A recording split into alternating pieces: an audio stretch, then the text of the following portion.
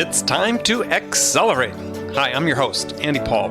Join me as I host conversations with the leading experts in sales, marketing, sales automation, sales process, leadership, management, training, coaching, any resource that I believe to help you accelerate the growth of your sales, your business, and most importantly, you. Hello, and welcome to Accelerate. I'm excited to talk with my guest today. Joining me is Jeff Leo Herrmann. I threw that in there in the introduction for you, who is the CRO of Fathom, a digital marketing agency that creates data-driven, profitable growth. And Jeff, welcome to the show. Hi, Andy. Nice to be here. Thanks for having me. So take a minute, introduce yourself. How'd you get your start in sales? I got my start in sales many moons ago in actually local broadcast radio back in the day. 22-year-old graduate of the Ohio State University. Oh my gosh, not one of those people, not the Ohio State University. I have to add it, the Ohio State. Is it possible to go there and not say it that way? You have to. So here's the question. Is there another Ohio State University? I don't believe there are state universities in Ohio. Okay, well, I was just wondering where this whole... And I'm going to be kind and call it an affectation of adding the before Ohio State University. How did that get started? You know what? I don't know. It's a great question. But it's a branding maneuver that's stuck. It's really stuck. I thought it was just an annoying maneuver. But anyway, okay, we can call it a branding maneuver. You're not. I'm in the Buckeye State, so I'm cool with it, right? That's my undergrad. So, yeah, and it's funny. To get back to the background, look, I'm in my mid-40s. I've had a long career in sales and marketing both. I started driving around Columbus, Ohio with the Yellow Pages. Yeah. Selling local AM radio. 22 years old, sold Rush Limbaugh for WCOL AM. At that time, I was a fairly liberal guy, early 90s, selling spots for Rush Limbaugh.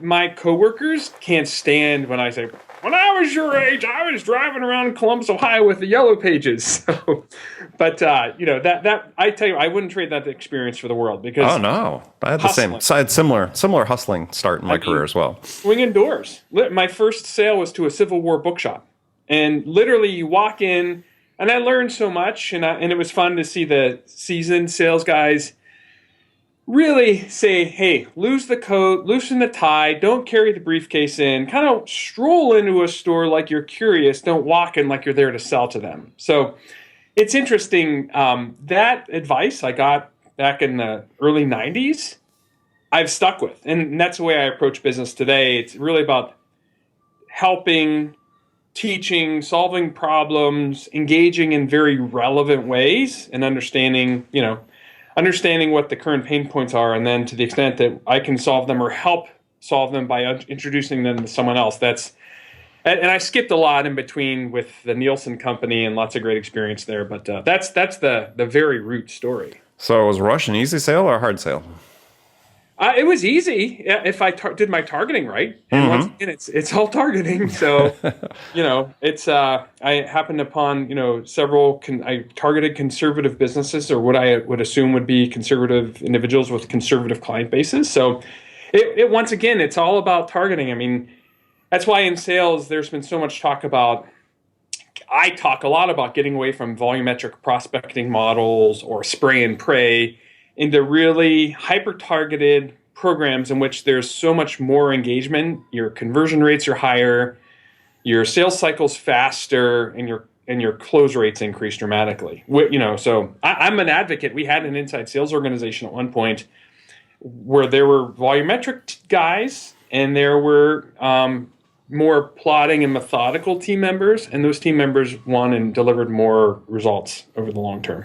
Well, okay, that's an interesting topic. We'll start there. That's there is debate within the sales community about this concept, and I'm actually trying to further this debate because I've just my own perspective on the way things need to be is quality versus quantity. And yes. So certainly with the growth of the inside sales model, especially in certain tech sectors, lip service is given to quality, I think. But at the end of the day, as you said, it's still the volumetric approach is still winning the day out. And some of that you can gosh, we can talk about the reasons for that, whether it's, investor pressure to meet certain targets, which, bleeds down to the sales leaders and so on. But Salesforce dashboards, whatever tool they have, the automation of the sales technology. Right. But that actually seems to be carrying the day, at least in the tech sector. Mm-hmm. Mm-hmm. And it seems to me like it's ultimately going to be self-defeating. Absolutely. Absolutely. I mean, I'm a major advocate of social selling and, just doing that. Look, the inbox, it's so crowded and emails are so easy to ignore. And I have a great example, a great story. Yesterday, I'm attending a Marketo Summit here in a couple weeks, getting all of the preliminary emails. Hey, come see us at booth XYZ. And I literally delete. Well, first of all, all the cold prospecting emails I get, I save in a separate folder, share them with my team every week, and basically they're all examples of don't do this, don't do that. Why is this not working? Why is that not working? I do the same thing. Yeah, and any cold prospecting email that has a lot of I and me and we, I want to this and that, my company XYZ. There's no value in it whatsoever for me, the recipient. So emails are easy to ignore. The delete key, I'm a massive deleter of emails, or in effect moving them out of my inbox into this shared folder. The folder of shame. Yes. And so yesterday I got a great email from a guy at Curata who knew I'm going to he said, look, unfortunately I'm not going to the Marketo conference because I have to watch my dog, but who will be attending the Marketo conference. Link here to my LinkedIn profile to see a picture of my dog. And I just thought, so here's something I work with all the time. How do you not be another easily to ignore superficial name in the inbox? How do you drive people to your LinkedIn profile where you can illustrate not only your knowledge and expertise, but something unique about you, something that doesn't make you another superficial salesperson pushing product, but a real value-adding, helpful individual that has a family and has experience and has something interesting about them. So I'm always working on ways to get that LinkedIn profile or whatever profile you choose, right? Get that in front of your prospects to see if there's a way to engage with them while simultaneously, of course, you're observing their profile. So this guy did a really effective method of getting me to click on his LinkedIn profile, and I saw him as a person with a goal in mind to get me to sign up for a meeting, and I felt a degree of empathy with him. Because of his dog? Yeah, just his approach. And as a student I literally said, hey, you're the only email I've responded to in 6 months. Right. As an aficionado, a student of sales prospecting, you got me. Good for you. I connected with him on LinkedIn. I set an appointment. The good news is the company has there's value. I'm curious about what the company does. So I wouldn't have set the appointment if I wasn't interested in actually the product he was representing. But to the extent he broke through, because he made it very personal, made it a little quirky, showed his personality, and I no longer saw him as this easy to ignore superficial name in the inbox. Yeah, I thought extremely clever. Oh yeah. Yeah, I mean that sort of falls into I don't know if you've read Stu Hynek's book about contact marketing. It's how to get a meeting with anyone. Right. That sort of falls in that category. What do you do that's it's okay to be clever, right, in order to grab somebody's attention? I mean, you don't want to dismiss things that you might think are gimmicky. I mean, if they're sincere and authentic, as this clearly was, it can still be funny and clever and catch your attention, and that's fine. Right. Well, and the word of the day, the word of the year, the word of our era is authenticity. And we have all of these great social media tools at our disposal. Be it if you're a video publisher, if you actively, kind of dialogue via social media platforms, what have you. If you're authentic, you will win. If you're a real person expressing your opinion and really putting yourself out there to help and solve problems, you will win. And anyone that's I see, once again, as a student of prospecting, I see people pumping video and really using that to drive engagement. and it's so superficial. You can tell that you're just another name on their list of people to tackle. Mm-hmm. And that authenticity has to ring through, and that's truly the way that we are winning. And really just be yourself, be authentic, and that guaranteed win rates, and even it's sustainability. So Right. you might not get the pop, but from a sustainability standpoint, I'm still doing business with people I've done in a different industry effectively, right? Sure. From the Nielsen company, worked with massive brands and massive media companies doing ad effectiveness work and measuring the efficacy of online video versus mobile media. And now I'm working at a digital marketing agency with mid and enterprise clients, but really more about how to break through and help them connect with their prospects and customers, effectively communicate, and then eventually celebrate with them. Right. Right. Well, let's jump into a issue I'd raised before, which is this idea of how content marketing can rock sales. And there was, I think you in our pre-interview talk, I think you sort of made reference to this, is even the term content marketing sort of came under attack in the Twitter sphere a couple weeks ago. Right. What was that all about? I mean, and why does it matter? Well, it matters. Content marketing, and I'm everything I say, I'm taking it from the school of Joe Polizzi and the Content Marketing Institute, who I have utmost respect for. I love that organization. I love those people, and I love their mission. And a great book. If no one's read Content Inc., they should be. They should put it on the top of their list. Yeah, Content Inc. That's a great for entrepreneurs and sales professionals. That's a great book. And then Joe's previous book, Epic Content Marketing, is really more for enterprise marketers. Mm-hmm. But it gives a great perspective on kind of the role of content marketing. So how's content marketing different than marketing? Well, content marketing is it's leading with valuable, educational, relevant content that'll solve a problem towards a business goal. And it's not as Joe says, it's as old as the hills. It's hundreds of years old. I think certain people have thinks that the term has been misused or misaligned. I mean, marketing is, I learned in business school, 3 P's, 4 P's, 3 C's, I'm sorry. But content marketing is really just leading with it being an educational resource. And look, if bottom line, I don't care if it's marketing, sales, or just being a human being, if you're out to help somebody and you're out to help them solve problems and you're out to kind of engage with them in a relevant way, you will win. And content marketing is a critical pursuit because I'll go back to, Google destroyed the sales profession, right? So a lot of salespeople are mad about content marketing because I believe, Google destroyed the sales profession because the days of asymmetrical information are gone. So salespeople used to hold all the cards. Exactly.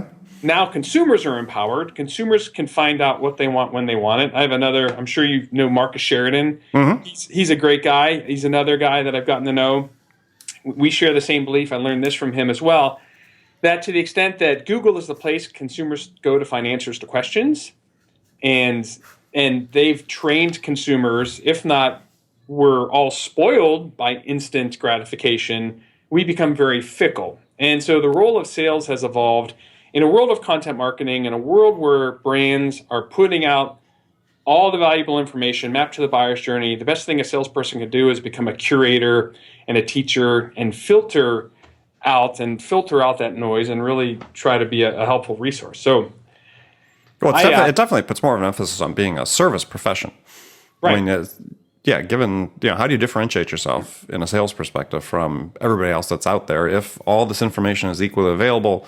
And quite frankly, when you have all that information out there, is in the mind's eye of the buyers, all the vendors pretty much start looking alike. Right. So, how you differentiate yourself really, as I talk about in my writings, my books, it's less about what you're selling and more about how you sell. Mm-hmm. Yeah, exactly. It's that, I hate to say it, the know, like, trust, right? I mean, I feel like you shouldn't hate to say it. It's still very relevant, if not more so. Right.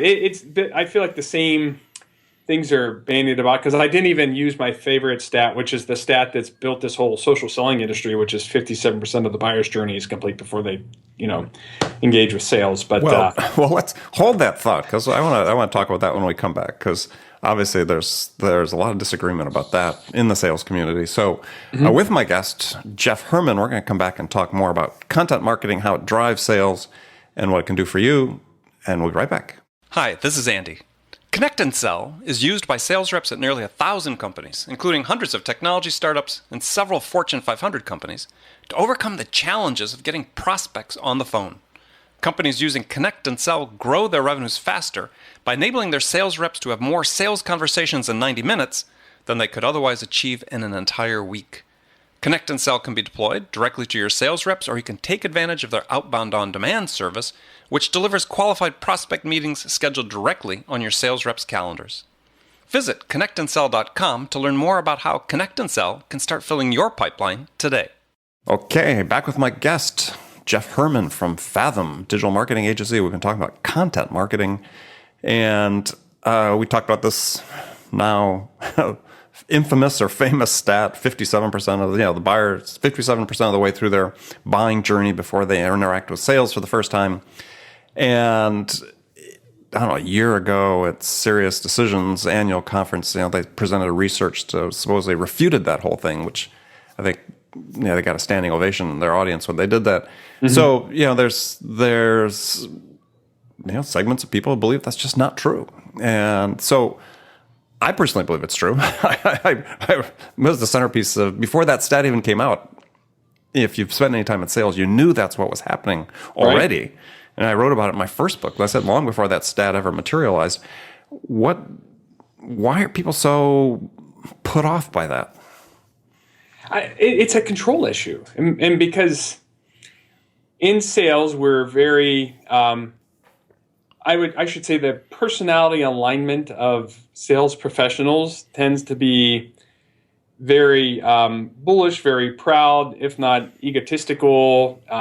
Salespeople have always carried the burden, and that's where this is kind of gets into the sales and marketing alignment arguments, to the extent that marketing is really in the driver's seat, right? So assuming, and I also violently believe that the buyer's journey is lots of information is collected. I don't care how far down the buyer's journey they've gone. There's lots of information pre and during a sales process that the buyer can get to kind of confirm or refute things they're thinking. So to the extent that the sales professionals who aren't embracing their modern marketing team and all the data that are available, the signals available from buyers, if you have, say, an instance of a marketing automation platform, and that those nurture paths are laid out with great content, great compelling content assets, the data you can learn, I stage base all my content. So I can literally see, and even in this, so there's a marketing perspective here where the marketing team is driving engagement. They're operating from an always-on standpoint. They can always communicate and anticipate the next move and really help to support the buyer down their journey. But even from a prospecting model, the role of content is critical, because you can, even if you're prospecting, you can have two content assets. One is upper funnel, one's lower funnel, and literally see which one they click on and get make that stage determination, capture those signals. So the sales professionals that aren't leveraging and leaning into that data to listen and learn are really going to lose out. And there are, in one respect, you can lean into your marketing team, and in another respect, we can do it ourselves with, sales communication platforms that are out there, the email platforms, right, that track clicks and opens. So sure. Well, I mean, this argument by the, let's say the far one end of the spectrum proponents of outbound prospecting, which, to me is an ideal world. If an ideal world would exist, you would be so aligned with marketing. Your marketing would be so effective to generate all the leads you need, but very few companies operate in an ideal world, and right. You got to do what you got to do. It's outbound prospecting becomes part of that. But part of this, what I consider mythology about outbound prospecting that exists, is as necessary as it is people I think, self-delusion in some respects, saying that, oh, if I get a deal through an outbound prospecting, on average, those deals are bigger than deals I get through inbound leads. Mm-hmm. And I'm like, well, that doesn't make any sense. I mean, a customer's a customer, right? Whether they have a need or not, how you engage with them isn't going to dictate the size of the deal. Right. That's a great point. I mean, I see no data. I analyze lots of data.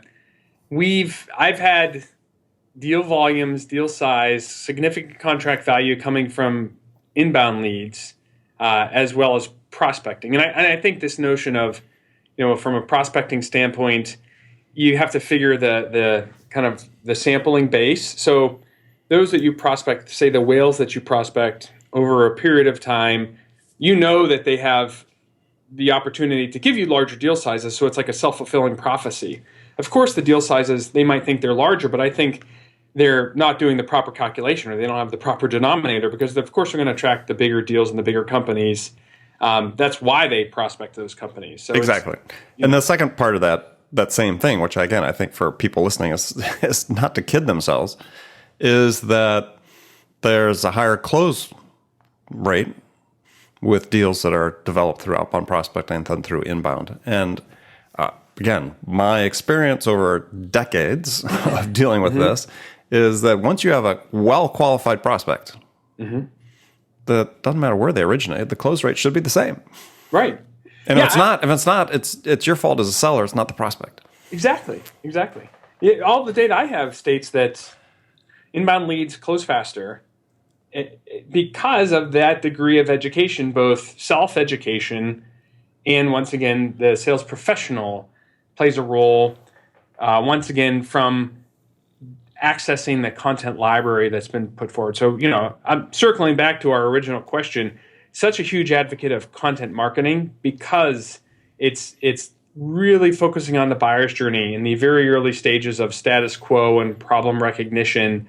And you have a completely separate set of content that's very industry-driven, insights-driven, kind of what-if scenarios versus, later down the stages when you're into consider, compare. Yeah, sure, you want to see compare graphs and pricing specs and things of that nature. So, well, I think that my belief is that in an inbound environment like that is that the motivation for a prospect to engage with sales is that they've got needs for information that just can't be answered through the content marketing. Right. I mean, there's only a certain level of detail you can get to. Right. And beyond that, you got to engage with the salesperson. But at that point, the prospect, as you talked about, the prospect has a degree of urgency because they've invested time and effort into their buying journey already. Is that when they finally do engage with sales, by definition, there's a degree of urgency there because they've got fewer questions that need to be answered. They see the light at the end of the tunnel, and they want to get that job done. Right. Precisely. Yeah. I mean, okay, great. We're in violent agreement. So one question that sort of comes up is you talk about content marketing, and this is, again, a question that you hear oftentimes from the audience, and you see it in reports, is that, oh gosh, I saw a stat. I think that sales reps spend 40% plus of their time searching for or modifying content for sales purposes. So how does a company prevent that from happening? That's a great question. I mean, so of course there are technology responses to that, which I won't get into. I've been pitched on plenty of occasions. Yeah, to me, it's a process issue. I mean, it's an alignment issue. So how do you build your process so that your reps aren't feeling like they're forced to go search for content, or having found it, think that just doesn't fit their needs, they need to modify it? Right. So part of that, so the burden is on the marketing team there, and just from an organizational standpoint and a process standpoint, if this really dials back to, do we have a strong sense of our ideal client profile? And do we have a strong sense of their goals? And to the extent that you put forward great content, mapped, written really very specifically and explicitly written for the ideal client profile, and mapped against the buyer's journey, and the various assets mapped against the buyer's journey, that's source content can be used, but what's more important is the opinion of, or the application of, that content that comes truly from the perspective of the sales professional. So if you're a talented sales professional, you have an opinion on the application. You have an opinion on the situation. And the client, while they appreciate the big, massive white paper, they're not going to read it. No. But they are going to listen to you. And I tell, clients and my team all the time, send them the white paper. But if you do, in the first or second sentence, say, make sure you look at the stat on page 7. Exactly. It really made me think of you. Well, and let's get on a call tomorrow and talk about that point. Exactly. Yeah. And that's so that the customization, it's give a couple sentences of your opinion, and you don't need to customize the white papers or the decks. That's a great point. So several different points in there that are really good for people in the audience listening. Is that one is, I was stressed time and time again on the show with various guests, is understand who your ideal client profile is. Mm-hmm. And having done that, unless you have just a completely brand new product you're selling that you've never sold before, if you have any experience with it, you should be able to understand what the buyer's journey is and what information they need at which stage of that process, at each stage of that process, in order to move forward to the next stage. Right. And so make that content available. And a great point Jeff just made is, maybe it's a white paper, but don't just send the white paper. It's like, to me, that's like sending a proposal without reviewing it with the customer, right? I mean, that's the worst thing a salesperson could do with a proposal is just, I'm just sending it to you. Here you go. Here you go. Have fun with it. As opposed to, let's go on the phone. While we're on the phone, I'll send you the file. We'll go through it line by line. Mm-hmm. So same thing true with the content you send is call out the key points that you want them to find that you think are relevant. Make sure you draw their attention to it. And then what I would further recommend is then use that excuse to engage with them the next time. Say, okay, let's talk about this tomorrow because this is really important we go through. Right. Excellent. Well, good. Well, great content.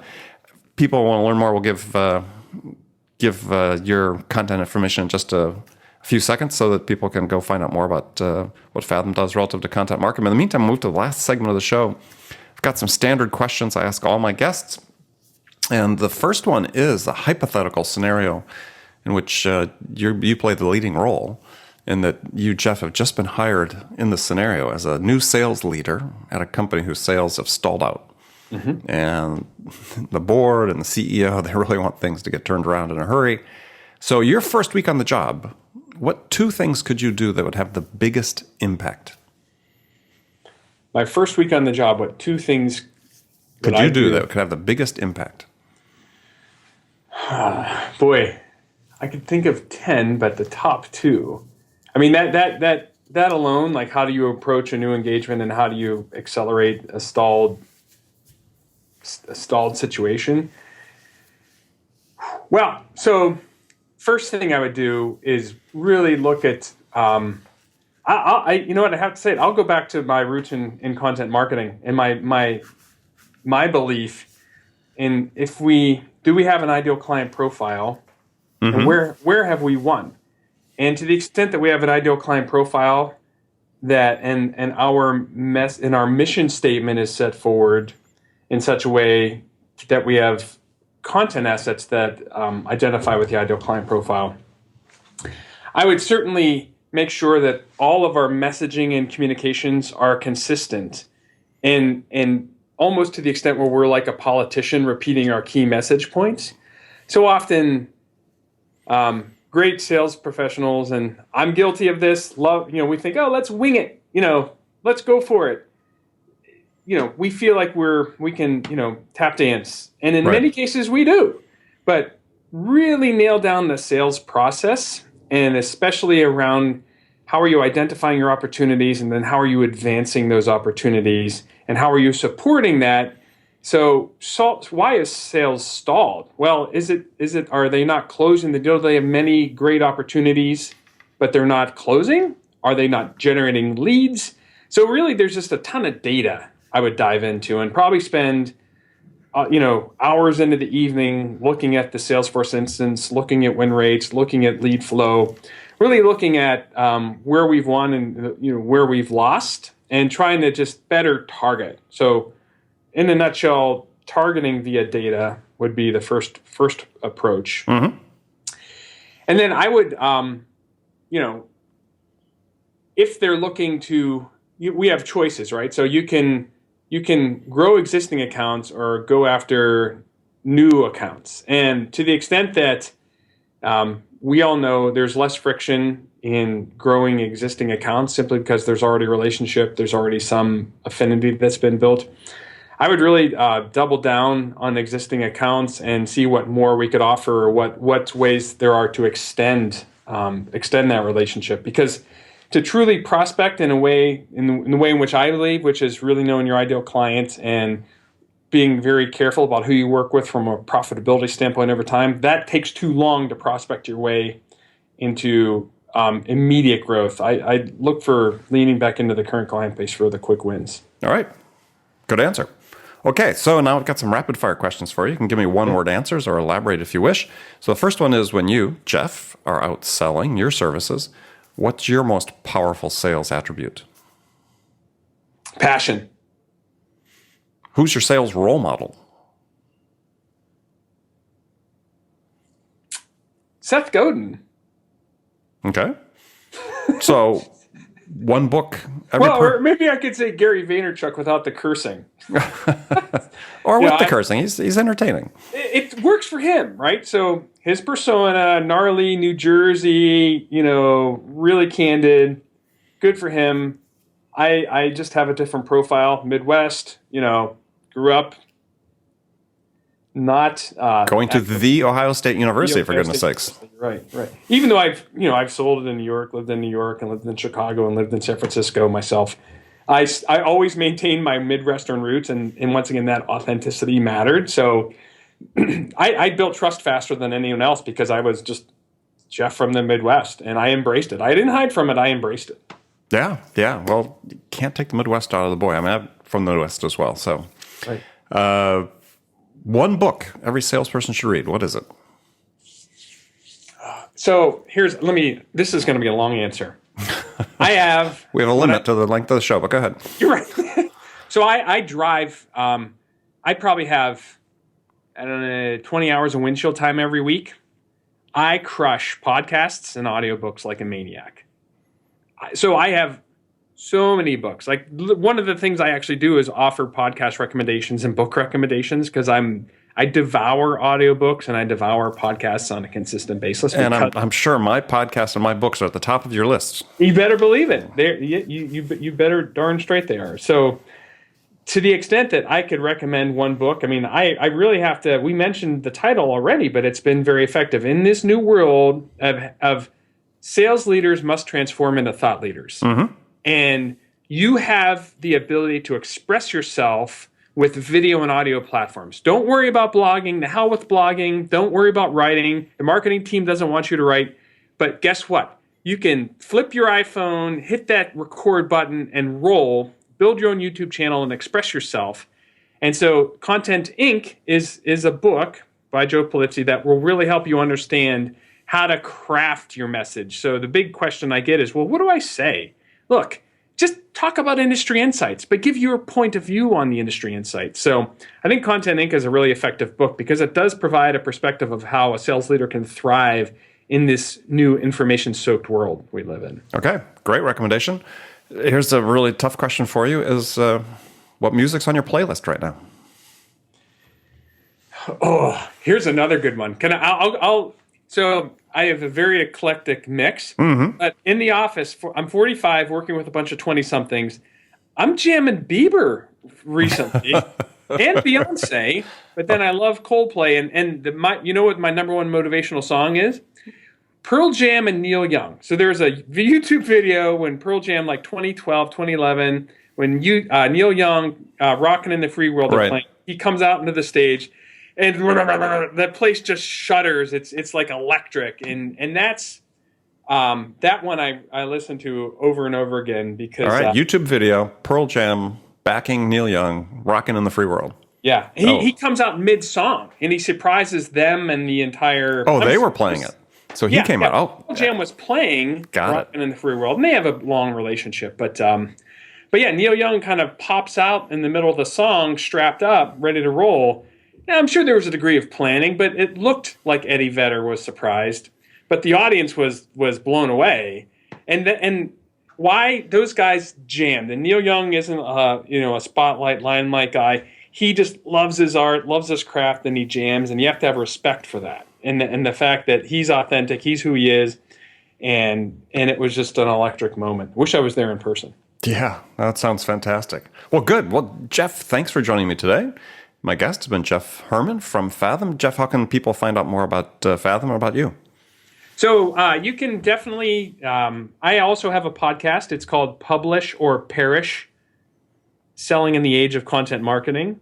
And you can find that on iTunes or visit my personal blog. It's publishorperish.fm, as in Frank Mary. Ah, it sounds very academic. Publish or perish. Not going to get tenure unless you're, but actually for salespeople, if you want to be a tenured sales rep, that's a good imperative, is learn how to publish content. Express yourself. Express yourself. Nothing wrong with that. Yeah. I mean, we talk about how do you stand out from the world and, with all the massive other salespeople. Right. As you said, express yourself. Right. All right. Well, good. Jeff, thanks for being on the show. Really enjoyed our talk today. I really got a lot out of it, so thanks for having me. As did we. And so remember, audience and friends, please make it a part of your day every day to deliberately learn something new to help you accelerate your success. And an easy way to do that is to make this podcast, Accelerate, part of your daily routine, whether you listen on your commute, in the gym, or in part of your morning sales meeting. That way you won't miss any of my conversations with top business experts like my guest today, Jeff Herrmann, who shared his expertise about how to accelerate the growth of your business. So thanks for joining me, and until next time, this is Andy Paul. Good selling, everyone. Thanks for listening to the show.